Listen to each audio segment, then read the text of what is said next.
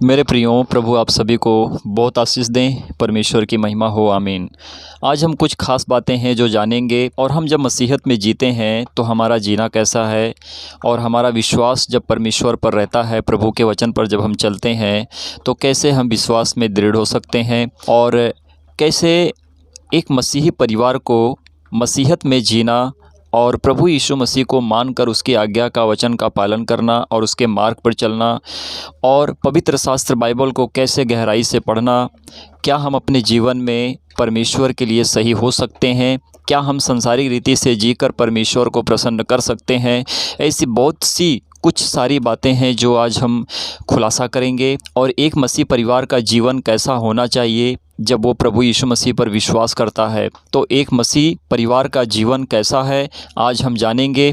क्या मसीहों को, जो कोई प्रभु यीशु मसीह को मानता है, विश्वास में आता है, जो अपने धर्म कर्म से छुटकर परमेश्वर के पास आकर परमेश्वर के वचन, उसकी आज्ञा, उसके मार्ग पर चलता है, वही प्रभु यीशु मसीह में एक सही मायने में पवित्र का जीवन जीता है। और उसको जीने के लिए जब परमेश्वर ने सारे कामों को दिया है तो वही करे कि जो परमेश्वर चाहता है।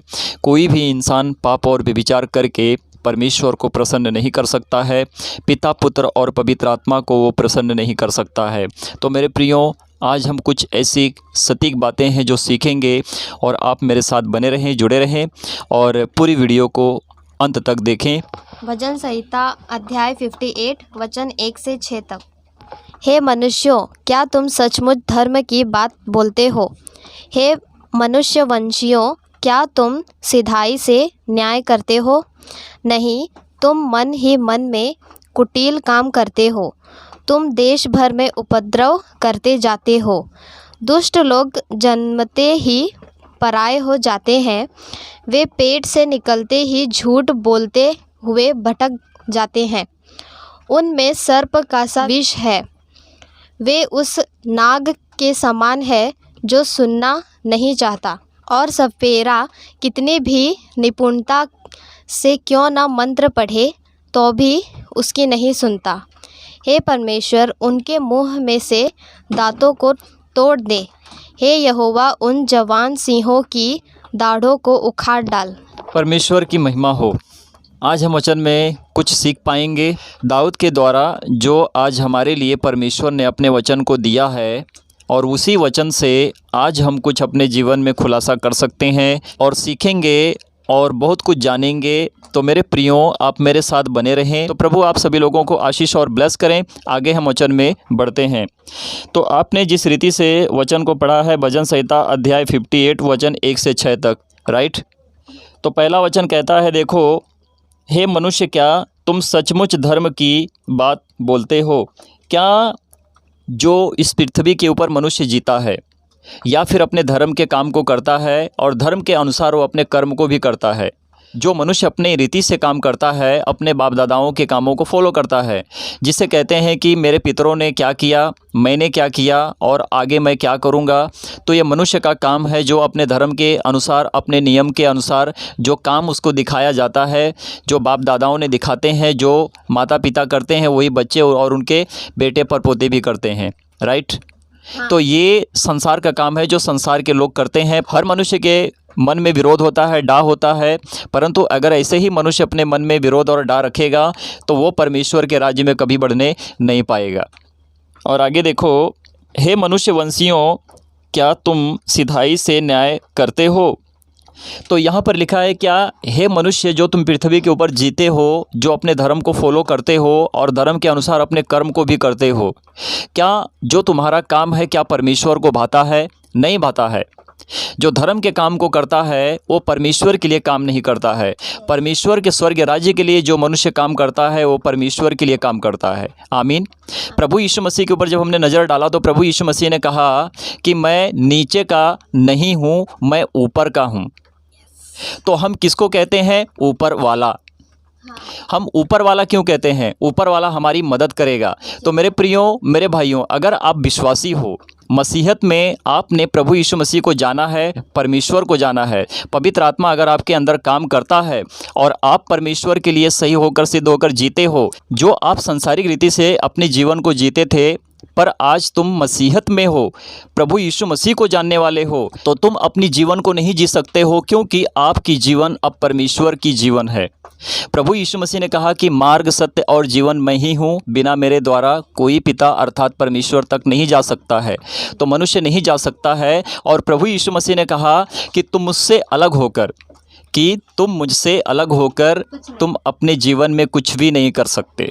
तो हम प्रभु यीशु मसीह से अलग होकर अगर कुछ करना चाहेंगे तो बहुत कुछ कर सकते हैं। क्या? संसार के काम को, धन को कमाना, माया मोह, लोभ, पैसे का, सोना चांदी का धन, बंगला गाड़ी का मोह माया, ये सारी बातों को हम कर सकते हैं, परंतु हम परमेश्वर के लिए अपने आप को सही नहीं कर सकते हैं। और वो जो अनमोल वचन है, जो परमेश्वर का वचन दो धारी तलवार है, मनुष्य के गूदे गूदे को और उसकी हड्डियों को छेद कर देता है, हम उस वचन को नहीं पा सकते हैं।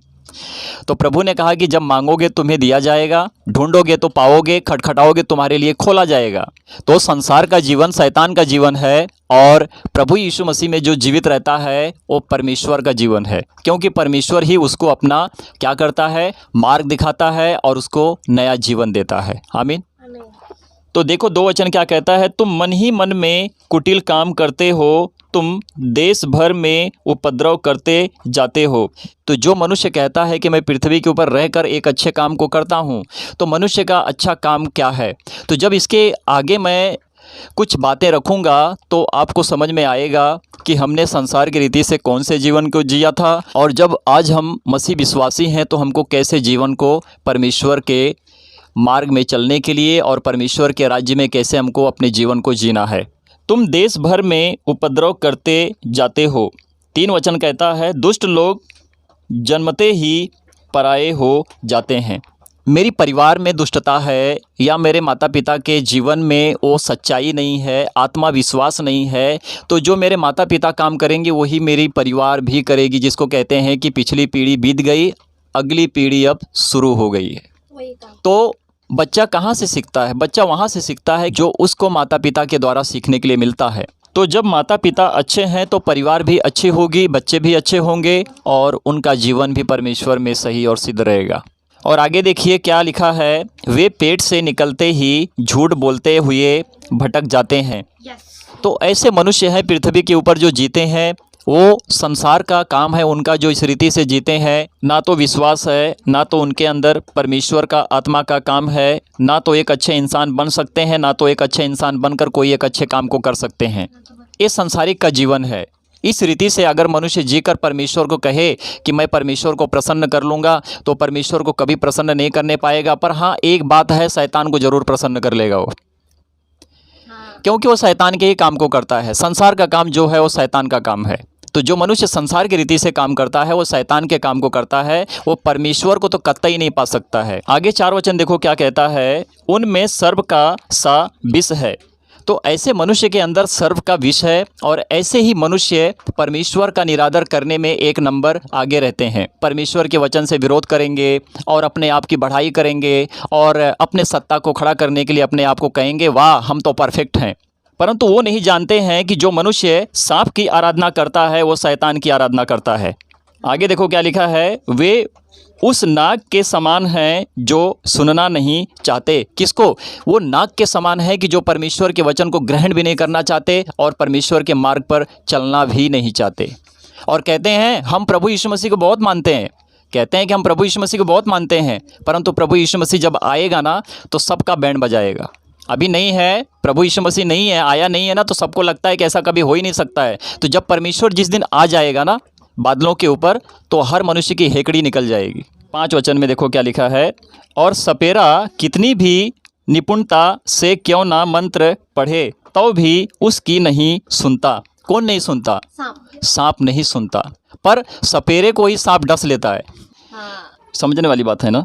एक लास्ट वचन है, तो जिस मनुष्य के अंदर शैतान काम करता है वो शैतान की ही आराधना करता है। वो समझे ना इस बात को। आगे देखो क्या लिखा है, तो भी उसकी नहीं सुनता।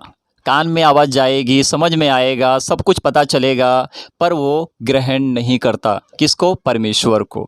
परंतु संसार की रीति से पूरे जगह जगह पर भटकेगा, दौड़ेगा, इस जगह पर उस जगह पर, परंतु उसको शांति नहीं मिलती, क्योंकि वो अशांति में जीता है, क्योंकि उसके अंदर परमेश्वर तो है ही नहीं, परंतु शैतान पलता है। ये मसीहों के लिए सीख है। अगर आप मसीही हो तो आपके लिए सीख है, क्योंकि आप प्रभु यीशु मसीह के पीछे चलते हो। तो अगर आप प्रभु यीशु मसीह को जानकर कहो कि मैं संसार के कामों को कर कर प्रभु यीशु मसीह के पीछे चलकर परमेश्वर को प्रसन्न कर लूँगा, तो परमेश्वर कहेगा, हे मूर्ख इंसान, मैं तुझे नहीं जानता हूँ। आमीन। अब देखो लिखा है 6 वचन में, हे परमेश्वर उनके मुंह में से दांतों को तोड़ दे, ऐसा लिखा है। तो दाऊद कहते हैं कि हे परमेश्वर उनके मुंह में से दांतों को तोड़ दे, हे यहोवा उन जवान सिंहों की दाढ़ों को उखाड़ डाल। तो परमेश्वर ऐसे ही करेगा।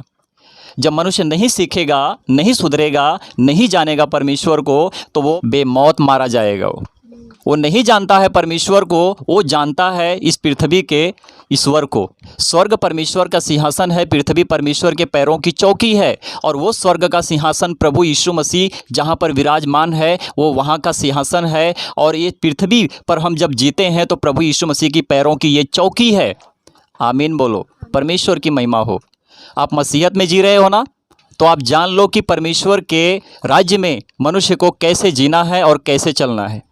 अगर आप प्रभु यीशु मसीह को जानकर झूठ बोल रहे हो, पाप कर रहे हो, तो ये आपके लिए सबसे बड़ी बात है कि परमेश्वर की जगह पर आप नहीं हो, परमेश्वर के राज्य में नहीं हो। आप संसार की रीति से काम करके परमेश्वर प्रभु यीशु मसीह को आप नीचा कर रहे हो। 10 कमांडमेंट, जब हम निर्गमन की पुस्तक को पढ़ते हैं अध्याय 20 वचन 1 से 17 तक, तो यहाँ पर परमेश्वर कहते हैं, तब परमेश्वर ने ये सब वचन कहे। किससे कहे? मूसा से कहे। क्यों कहे? हमें सुधरने के लिए कहे। मैं तेरा परमेश्वर यहोवा हूँ, जो तुझे दासत्व के घर अर्थात मिस्र देश से निकाल लाया हूँ। परमेश्वर की महिमा हो। तो मूसा अपने आप से मिस्र देश से परमेश्वर तक नहीं पहुंच सकता है, क्योंकि जब तक परमेश्वर नहीं चाहेगा तो कुछ भी नहीं होगा। 3 वचन देखो, कहता है, तू मुझे छोड़ दूसरों को ईश्वर करके ना मानना। परमेश्वर की महिमा हो। अगर आप मसीहत में हो, प्रभु यीशु मसीह को जान रहे हो, मान रहे हो, तो आपको प्रभु यीशु मसीह परमेश्वर यहोवा को छोड़कर किसी भी पृथ्वी की वस्तु और जो कोई परमेश्वर कहलाता है उसको आपको नहीं मानना है। तुम्हारे लिए एक परमेश्वर है जो स्वर्ग में है, जो परमेश्वर कहता है तुमको उसको ही मानना है। 4 वचन पर नज़र डालो, तो अपने लिए कोई मूर्ति खोद कर ना बनाना, ना किसी की प्रतिमा बनना, जो आकाश में या पृथ्वी पर या पृथ्वी के जल में है। तू उसको दंडवत ना करना और ना उसकी उपासना करना, क्योंकि मैं तेरा परमेश्वर यहोवा जलन रखने वाला परमेश्वर हूँ। आमीन। परमेश्वर की महिमा हो। आमीन। और जो मुझसे बैर रखते हैं उनके बेटे पोतों और परपोतों को भी उनके पितरों का दंड दिया करता हूँ। 6 वचन देखो क्या कहता है, और जो मुझसे प्रेम रखते हैं और मेरी आज्ञाओं को मानते हैं उन हजारों पर करुणा किया करता हूँ। तो प्रभु यीशु मसीह ने कहा कि सबसे बड़ी आज्ञा ये है कि तू प्रेम रखना। तो सारी आज्ञा जो हमें प्रभु यीशु मसीह ने दिया है, सब कुछ उसमें हमारे लिए पूरा हो जाता है। आमीन। बहुत से लोग कहते हैं कि मैं बाइबल पढ़ता हूँ। अरे कौन से किस रीति से तुम बाइबल पढ़ते हो, तुम्हारी नज़रिए से मैं जान लेता हूँ, क्योंकि परमेश्वर का वचन ऐसा है कि मनुष्य जब तक ना परमेश्वर को जाने तब तक वो वचन में प्रबल नहीं हो सकता है। 6 वचन देखो क्या कहता है, और जो मुझसे प्रेम रखते और मेरी आज्ञाओं को मानते हैं उन हजारों पर करुणा किया करता हूँ। परमेश्वर की महिमा हो। तो देखो 7 वचन क्या कहता है, तू अपने परमेश्वर का नाम व्यर्थ ना लेना। संसार की रीति से काम करते हो, परमेश्वर को छोड़कर किसी और जगहों पर जाकर किसी वस्तु के सामने अपने आप को दंडवत करते हो, तो परमेश्वर का नाम तुम व्यर्थ लेते हो। आगे देखो, क्योंकि जो यहोवा का नाम व्यर्थ ले वह उसको निर्दोष ना ठहराएगा। परमेश्वर की महिमा हो। तुम बेमौत मारे जाओगे। मेरा प्रचार इसी रीति से होता है। मैं खुल्लम खुल्ला प्रचार करता हूँ। मैं किसी से लजाता नहीं, ना तो किसी से डरता हूँ, ना तो किसी राजा, ना तो किसी परदादा। मैं परमेश्वर के वचन को खुल्लम खुल्ला प्रचार करता हूँ। 8 वचन देखो क्या कहता है, तू विश्राम दिन को पवित्र मानने के लिए स्मरण रखना। परमेश्वर का दिन कौन सा है? हमारे लिए विश्राम दिन कौन सा है? हमारे लिए हर दिन विश्राम दिन होता है कि जब हम परमेश्वर के लिए अपने आप को समय निकालते हैं। इसका मतलब ये नहीं कि तुम 6 दिन काम करो और पाप करो और 7वें दिन जाकर संडे को और परमेश्वर की आराधना करो और कहो कि हे परमेश्वर, मैंने 6 दिन पाप किया, आज संडे के दिन तू मुझे क्षमा कर और मुझे पवित्र कर। परमेश्वर आपको नरक में डालेगा। याद रखना। एक बार रिपीट करता हूँ, सुन लो। तू विश्राम दिन को पवित्र मानने के लिए स्मरण रखना। 6 वचन देखो क्या कहता है, 6 दिन तो तू परिश्रम करके अपना सब काम काज करना। 6 दिन हम काम करते हैं या फिर आप काम करते हो। एक दिन हमें समय परमेश्वर ने दिया है कि हम वो हमारे लिए विश्राम दिन ठहरा है कि हम परमेश्वर को सच्ची महिमा दें और परमेश्वर को क्या करें, धन्यवाद करें, उस सच्चे ईश्वर की महिमा करें। परमेश्वर को किसी ने कभी नहीं देखा है। जिसने प्रभु यीशु मसीह को देखा उसने परमेश्वर को देख लिया है। और जिन्होंने प्रभु यीशु मसीह को नहीं देखा है उन्होंने जब प्रभु यीशु मसीह को अपने मनों में क्या कर लिया है, विश्वास कर लिया कि मेरा प्रभु मेरे शरीर में, मेरी आत्मा में है, तो वो है, 100% है। परमेश्वर को देखना ही जरूरी नहीं है। तुम अपने आप को सही करो, परमेश्वर आपके जीवन में खुद आएगा, आपके शरीर में प्रवेश करेगा। आपको खुद लगेगा कि परमेश्वर मेरे साथ रहता है। जो परमेश्वर पर दोष लगाते हैं, प्रभु यीशु मसीह हमारे सामने कोई उद्धार कर दे, कोई चमत्कार करके दिखा दे, तो तुम सबसे बड़े मूर्ख हो, क्योंकि तुम परमेश्वर की परीक्षा करते हो। और ऐसे लोग कभी भी स्वर्ग में नहीं जा सकते हैं। ऐसे लोगों के लिए परमेश्वर ने वो बड़ा दिन रखा है कि जब वो बेमौत मारे जाएंगे। जो विश्वास करता है, जो अपने मनों में, अपने शरीरों में, अपनी आत्मा में परमेश्वर को रखता है, वो स्वर्ग में जाएगा, क्योंकि वो मनुष्य कभी भी परमेश्वर पर आरोप नहीं लगाता है और उसकी परीक्षा नहीं करता है। जब हम 9 वचन को पढ़ते हैं तो यहाँ पर क्या लिखा है, देखो, 6 दिन तो तू परिश्रम करके अपना सब काम काज करना, परंतु 7वां दिन, जो 10 वचन को पढ़ रहे हैं, परंतु 7वां दिन तेरे परमेश्वर यहोवा के लिए विश्राम दिन ठहरा है। परमेश्वर की महिमा हो। तुम यरूशलेम माता नहीं हो कि तुम शनिवार को आराधना करोगे। तुम परमेश्वर के पुत्र और पुत्रियां हो। तुम हर दिन परमेश्वर की आराधना करोगे। आमीन। परमेश्वर की महिमा हो। उसमें ना तो तू किसी भांति का काम काज करना, और ना तेरा बेटा, ना तेरी बेटी, ना तेरा दास, ना तेरी दासी, ना तेरे पशु, ना कोई परदेसी जो तेरे फाटकों के भीतर हो, जो मेरे पास है। अगर एक इंसान है, एक मनुष्य है, अगर वो सारे कामों को कर रहा है, देख रहा है, करवा रहा है, या उसके बीच में बहुत सारे लोग हैं, 6 दिन तो हमारे लिए काम होता है। जब हम 7वें दिन परमेश्वर के लिए विश्राम दिन पाते हैं, परमेश्वर ने हमारे लिए विश्राम दिन दिया है। परमेश्वर को जानकर सच्ची महिमा दें और उसकी महिमा करें। पूरा संसार के ऊपर बोल रहा हूँ मैं। पूरा संसार ईश्वर की आराधना करता है, परंतु गालियाँ बकता है, मारपीट करता है, एक दूसरे का लहू बहाता है और मर्डर भी करता है। गरीब बच्चियों का भी बलात्कार करते हैं, वो विधवा के धन को खा जाते हैं। वो क्यों? क्योंकि ये पृथ्वी के राजा बन चुके हैं और हमारा राजाओं का राजा ऊपर है। जो पृथ्वी पर प्रभु है, उन प्रभुओं का प्रभु हमारा परमेश्वर ऊपर है। आमीन। 11 वचन देखो क्या कहता है, क्योंकि 6 दिन में यहोवा ने आकाश और पृथ्वी और समुद्र और जो कुछ उनमें है सबको बनाया और 7वें दिन विश्राम किया। परमेश्वर की महिमा हो। परमेश्वर ने हमको विश्राम दिन दिया। परमेश्वर क्यों विश्राम करेगा? हम मनुष्य हैं, हमारे लिए काम दिया हुआ है। परमेश्वर ने हमारे लिए वो सारे कामों को किया कि तुम अब उस काम को पूरा करो जो मैंने तुमको बताया है। विश्राम किया मतलब ये नहीं कि परमेश्वर ने विश्राम किया। विश्राम करने का मतलब ये है कि परमेश्वर कहते हैं कि मैंने तुमको वो 7वें दिन का विश्राम दिन दिया कि तुम मुझे सच्ची महिमा दो। आमीन। और आगे देखो, वचन कहता है कि इस कारण यहोवा ने विश्राम दिन को आशीष दी और उसको पवित्र ठहराया। परमेश्वर की महिमा। आपको कोई भटका सकता है या आप भटक सकते हो जब परमेश्वर का वचन आपके जीवन में काम करता है। यरूशलेम माता वाले आएंगे, कहेंगे कि तुम संडे की नहीं सैटरडे की आराधना करो, है ना। पाखंडी बाबाओं का काम शुरू हो गया है। वो लबा लबा सबा सबा बोलेंगे और कहेंगे कि परमेश्वर ने हमको गिफ्ट दे दिया है ना। ऐसे ऐसे लोग हैं जो परमेश्वर के वचन को तोड़ मरोड़ कर गलत रीति से सिखाते हैं। परमेश्वर इनके साथ क्या करेगा? मुझे दया आती है इनके ऊपर, दया आती है इनके ऊपर। एक पवित्र शास्त्र बाइबल है जो परमेश्वर ने हमारे लिए पुस्तक दी है और इसी पुस्तक से निकाल कर गलत रीति से वचन को तोड़ मरोड़ कर गलत रीति से सिखाते हैं ये, और लोगों को भरमा कर भटकाते हैं और कहते हैं कि परमेश्वर ने हमको ये दिया है, वो दिया है। हाँ, उनको ही परमेश्वर दे दिया तो मुझे कौन दिया है? मुझे तो उसने ही दिया है ना, परमेश्वर ने ही दिया ना। तो 7वां दिन हमारे लिए विश्राम दिन है, तो हम अपने आप को सही करें और 7वें दिन को हम परमेश्वर को सच्ची महिमा देने के लिए अपने आप को सही करें। हर दिन हमारे लिए परमेश्वर के लिए है कि हम परमेश्वर के स्तुति महिमा धन्यवाद दें, उसके वचन को पढ़ें, सीखें और जानने की कोशिश करें कि परमेश्वर का वचन हमारे जीवन में कैसे काम करेगा।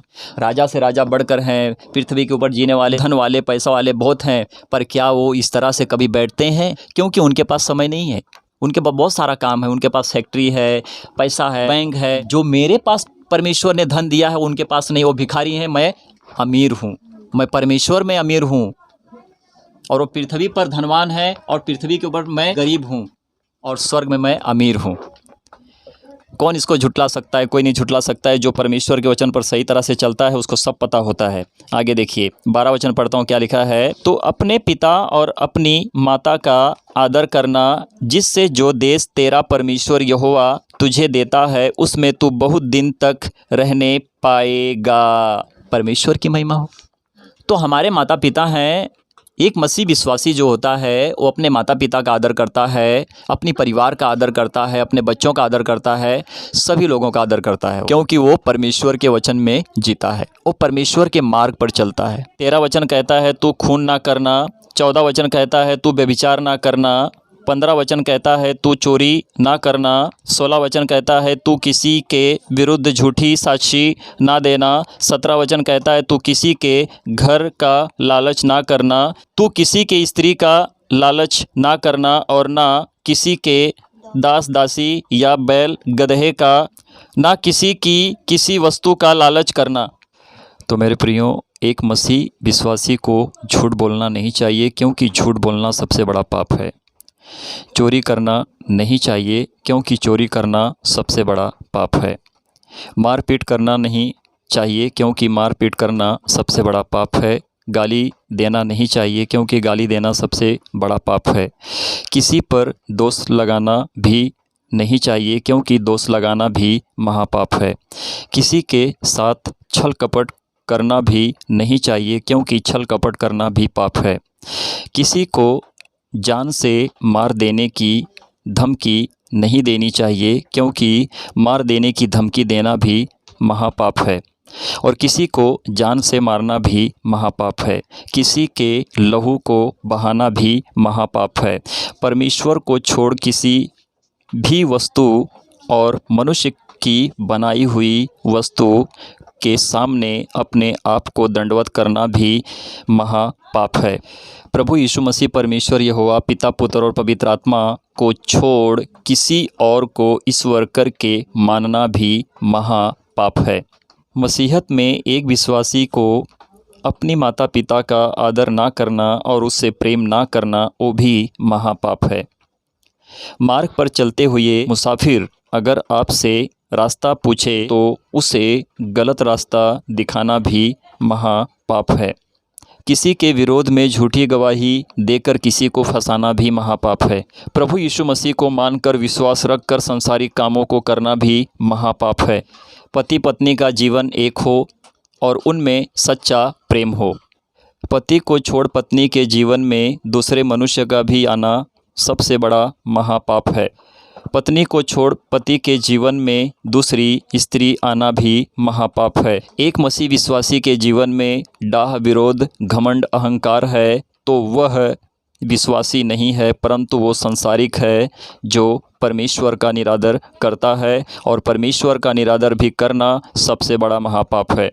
और एक मसीह विश्वासी पाप और व्यभिचार करता हो तो वह मसीह विश्वासी नहीं है, क्योंकि वो सबसे बड़ा पापी है, क्योंकि वो संसारिक है। सबसे बड़ी आज्ञा यह है कि तुम परमेश्वर के वचन का पालन करो और पवित्र शास्त्र बाइबल को गहराई से पढ़ो, खूब गहराई से पढ़ो और अपने जीवन में परमेश्वर के वचन को ग्रहण करो और परमेश्वर के लिए अच्छे बनकर एक सच्ची जीवन को जियो। परमेश्वर की महिमा हो। आमीन, आमीन और आमीन।